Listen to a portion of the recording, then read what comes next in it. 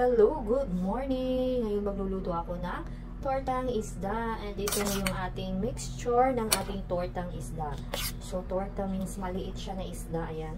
So, nilagyan ko na siya ng onion, spring onions, ayan. At saka magic syrup, brown black pepper, asin.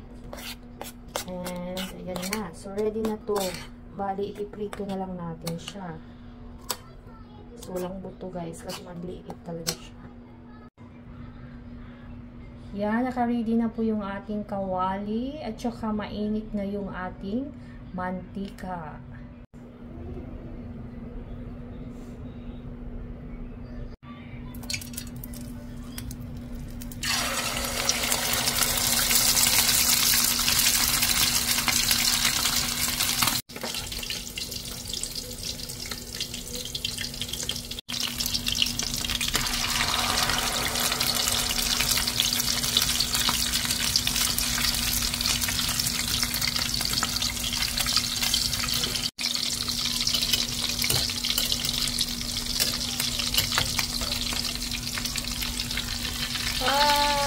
Ayan.